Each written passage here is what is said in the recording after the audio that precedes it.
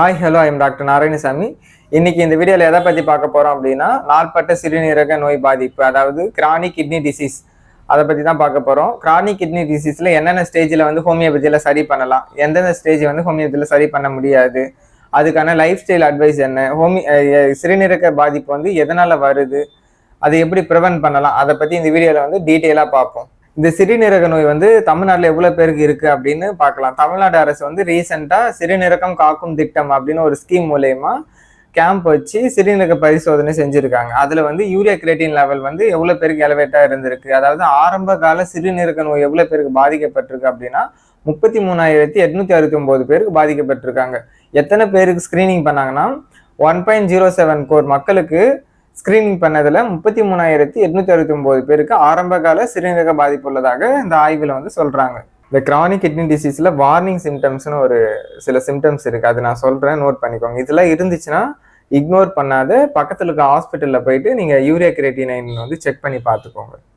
அது என்னன்னா, ஃபர்ஸ்ட் வந்து அடிக்கடி யூரின் போவாங்க, சிலர் போகாத இருப்பாங்க. செகண்ட் பார்த்தோம் அப்படின்னா கை கால் முகம்லாம் வந்து வீக்கமா இருக்கும், அழுத்தி பார்த்தோம்னா பல்ல மாதிரி விடும். அதுக்கடுத்து பார்த்தோன்னா சரியா தூக்கமின்மை, சரியா தூங்க மாட்டாங்க. சிலருக்கு ஹை பிளட் ப்ரெஷர் இருக்கும், அது வந்து இர்ரெகுலர் மெடிடேஷன் மாதிரி எடுப்பாங்க. சிலர் வந்து அந்த பிளட் ப்ரெஷர் இருக்கிறது நான் நேச்சுரலாகவே சரி பண்ணிக்கிறேன் அப்படின்னு சொல்லிட்டு அப்படியே விட்டுருவாங்க. அவங்களாம் வந்து கம்பல்சரி நீங்கள் போயிட்டு செக் பண்ணி பார்க்கணும். சிலர் வந்து பார்த்தோம் அப்படின்னா ரொம்ப ஒரு நாள் ஃபுல்லாகவே வந்து ரொம்ப டயர்னஸாகவே இருப்பாங்க, அதாவது அனிமிக்காக இருப்பாங்க. அனிமிக்காக இருக்கிறவங்களும் வந்து யூரியா கிரேட்டினைன் வந்து செக் பண்ணி பார்த்துக்கோங்க.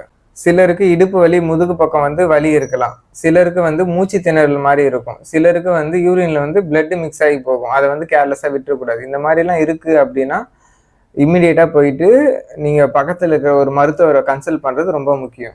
சிறுநீரக நோய் வீட்டில் எப்படி கண்டுபிடிக்கலாம் அப்படின்னா, யூரின் போகும்போது வந்து நிறையா போகும், கை கால் வந்து அடிக்கடி வீக்கம் வரும், அதை வந்து கேர்லெஸ்ஸாக விட்டுறக்கூடாது. நம்ம ரொம்ப நேரம் நிற்கிறதுனால தான் வீக்கம் வருது அப்படிலாம் விடாத, அதையும் வந்து நம்ம வந்து கேர் பண்ணிக்கணும். கை கால் முகம்லாம் வீக்கம் இருக்கும், ரொம்ப டயர்டாகவே இருப்பாங்க, அனிமியா ரத்த சோகை மாதிரி இருக்கும். இந்த மாதிரி இருந்துச்சுன்னா நீங்கள் வந்து ஹாஸ்பிட்டலுக்கு போகணும். ஹாஸ்பிட்டலுக்கு நீங்கள் வந்தீங்கன்னா நாங்கள் என்ன மாதிரியெல்லாம் டெஸ்ட் எடுப்போம் அப்படின்னா வந்து ரீனல் ஃபங்க்ஷன் டெஸ்ட்டு, அதாவது யூரியா கிரேட்டினைன் வித் எலக்ட்ரோலைட்டும் சேர்த்து எடுப்போம். அந்த இஜிஎஃப்ஆர், சோடியம் பொட்டாசியம், இதெல்லாம் நாங்கள் பார்ப்போம்.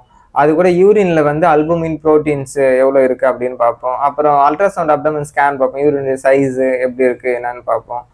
இந்த மாதிரி சில டெஸ்ட் எடுத்து நாங்கள் வந்து கன்ஃபார்ம் பண்ணுவோம். பிபி செக் பண்ணுவோம், சுகர் செக் பண்ணுவோம், அதுக்கான ரிஸ்க் ஃபேக்டர்ஸ் என்னென்ன நோய் இருக்கோ அதெல்லாம் செக் பண்ணிவிட்டு அதுக்கு தகுந்த மாதிரி வந்து டயக்னோஸ் பண்ணி என்ன ஸ்டேஜில் இருக்குது, சிகேடி 1 2 3 4 5 டயக்னோஸ் பண்ணுவோம். நாங்கள் ட்ரீட்மெண்ட் ஆப்ஷன் பார்த்தோன்னா அலோபதியில் என்ன மாதிரி ட்ரீட்மெண்ட் ஆப்ஷன்ஸ் இருக்குது அப்படின்னா, அலோபதியில் வந்து பார்த்தோன்னா சிவியர் கேசஸ்க்கு டயாலிசிஸ் தான் பண்ணுவோம்.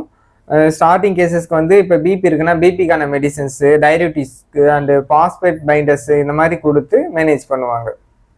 ஹோமியோபதியில் ட்ரீட்மெண்ட் ஆப்ஷன் பார்த்தோம் அப்படின்னா, ஹோமியோபதியில் வந்து அதுக்கான ரூட் காஸ் வந்து கண்டுபிடிப்போம். எதனால கிட்னி நோய் வந்திருக்கு, இப்போ சுகர்னாலேயா, பிபினாலேயா, கொலஸ்ட்ரால்னாலேயா, அதுக்கான ரூட் காஸை கண்டுபிடிச்சி அதை டீட்டெயிலாக கண்டறிஞ்சு அவங்களுடைய மைண்ட் சிம்டம் அண்ட் அவங்களுடைய ஃபிசிக்கல் சிம்டம்ஸ், அவங்களுடைய கேரக்டர்ஸ் பர்டிகுலர்ஸ், இந்த மாதிரி டீட்டெயிலாக வந்து கலெக்ட் பண்ணிவிட்டு அதுக்கான மெடிசன்ஸும் கொடுப்போம். அது எதனால் வந்து இன்ஃப்ளமேஷன் ஆகியிருக்கு அது எல்லாத்தையும் டீட்டெயிலாக கேஸ் டேக்கிங் எடுத்துகிட்டு அதுக்கு தகுந்த மாதிரி கொடுப்போம். ஹோமியோபதியில் பார்த்தோன்னா ஃபஸ்ட்டு 3 ஸ்டேஜை வந்து கிட்னியை வந்து கொஞ்சம் இம்ப்ரூவ் பண்ணலாம், பண்ணிவிட்டு அது வந்து நம்ம டயாலிசிஸ்க்கு போகாதே வந்து ப்ரிவெண்ட்டும் பண்ண முடியும்.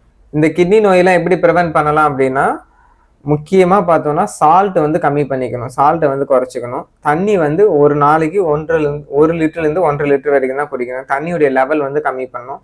கால் வீக்கமாக இருக்குன்னா நைட்டு தூங்கும் போது வந்து காலை எலிவேட்டடாக வச்சு தூங்கணும். அதிகமாக ஸ்ட்ரெஸ் ஆகக்கூடாது, சரிங்களா?